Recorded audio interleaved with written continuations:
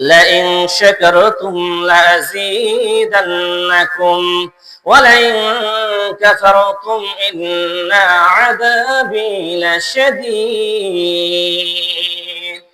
আল্লাহ তাআলা বললেন, লাইন শাকারতুম লাযীদান্নাকুম, আমার নিয়ামত পাওয়ার পর যে বান্দা নিয়ামতের শুকরিয়া আদায় করবে, আমি আল্লাহ তাআলা তার নিয়ামতকে আরো বাড়িয়ে দিব। সুবহানাল্লাহ বলেন। ওয়ালাইন কাফারতুম, আর যদি কোনো বান্দা অস্বীকার করে, ইন্না আযাবী লাশাদীদ, তাহলে সে যেন স্মরণ রাখে আমার আযাব অত্যন্ত কঠিন। এর জন্য আমার ভাইরা, আল্লাহ তাআলা দুনিয়াতে যে হালতে, যে অবস্থায় আপনাকে আমাকে রাখবে, শুকরিয়া আদায় করবো কার?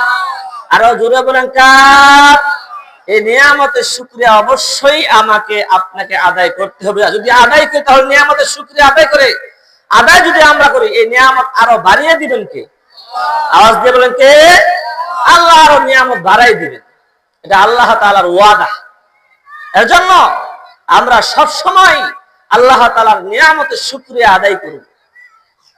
কারণ আমি যদি সবসময় নিয়ামতের শুকরিয়া আদায় করি, আল্লাহ নিয়ামত বাড়াবেন।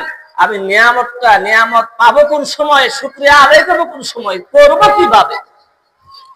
একজনের আছে 10 তলা বিল্ডিং, বাড়ি গাড়ি, টাকা পয়সার অভাব নাই, আমার চোখ খালি তার দিকে যায়, তাহলে কি নিয়ামতের শুকরিয়া আসবে? আসবে না। আমাকে তাকাইতে হবে আমার থেকে নিম্ন শ্রেণীর লোক যে, তার দিকে। যদি আমি দেখি একজন মানুষের হাত নাই, পা নাই, রাস্তায় পড়ে আছে, খাবার নাই, এমন কি মাথায় যে বালিশ দিয়ে রাত্রে ঘুমাবে এটাও নাই, মাথার নিচে ইট দিয়ে শুয়ে আছে, এর দিকে যদি আমি তাকাই, তাহলে আমার অন্তরে একটি চিন্তা, একটি ফিকির আসবে যে আল্লাহ তাআলা এর থেকে আমাকে কি রাখছেন? ভালো রাখছেন। আর শুকরিয়া ওই সময় আদায় করা যাবে। আর না হয় শুকরিয়া আদায় আসবে না। মানুষ তো নিমুখ হারাম, সহজে শুকরিয়া আদায় করে না। এর জন্য আমাকে আপনাকে অবশ্যই এই দিকে খেয়াল রাখতে হবে। মুহতারাম হাজরিন, আমি সূরা আর-রহমানের 4টি আয়াত তেলাওয়াত করেছি। রাসূলের অসংখ্য আহাদিসে মুবারাকা থেকে একটি হাদিস তেলাওয়াত করেছি। আল্লাহ সুবহানাহু ওয়া তাআলা যদি আমাকে তৌফিক দান করেন, তাহলে এই আয়াত এবং হাদিসকে সামনে রেখে কিছু কথা বলার চেষ্টা করব ইনশাআল্লাহ। আল্লাহ তাআলা বলেন, আর-রহমান, দয়ালু আল্লাহ, আল্লামাল কোরআন, কোরআন শিখিয়েছেন। খলাকাল ইনসান, মানুষ সৃষ্টি করেছেন। আল্লামাহুল বায়ান, বয়ান শিখাইছেন, কথা বলা শিখাইছেন। এই 4টা আয়াতে আল্লাহ তাআলা 4টা কথা বললেন। মুহতারাম হাজিরিন, আল্লাহ তাআলা আমাদেরকে চলার জন্য, মানার জন্য, জানার জন্য যে বইটা দিয়েছেন, সেই বইয়ের নামটা কি?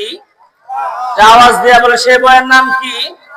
এখন আপনারা বুঝে থাকলে বলেন তো, যে মানুষে কথা বলে সেই মানুষ জীবিত না মৃত?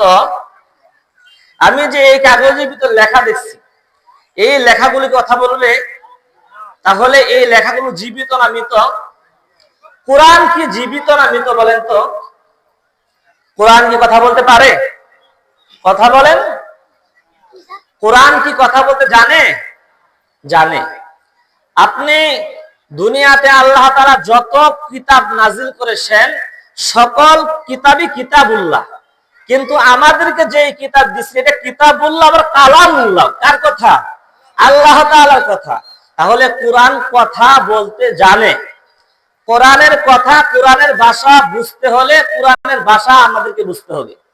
কোরআনের কথা বুঝতে হলে কোরআনের ভাষা বুঝতে হবে। আপনি কোরআনের পরিচয় কোরআনের কাছ থেকে নেবেন। যেরকম মনে করেন আমি এখানে আসছি, এখানে আমাকে বসানোর আগে আমার নাম, আমার পরিচয় দেওয়া হয়েছে না? তাহলে আমার পরিচয় আপনাকে দেওয়া হয়েছে, আপনি বুঝছেন যে হুজুর অমুক জায়গায় এই নাম হুজুরের, এটা আপনি পরিচয় পাইছেন। তেমনি ভাবে যদি আপনি কোরআনকে জানার চেষ্টা করেন যে আসলে কোরআনটা কি, এই বইটা কি, তাহলে কোরআনের কাছ থেকে আপনি জানতে পারবেন কোরআন আসলে কি। এখানে আমার নাম ঘোষণা করা হয়েছে, আপনারা জানছেন যে হুজুরের নাম এটা।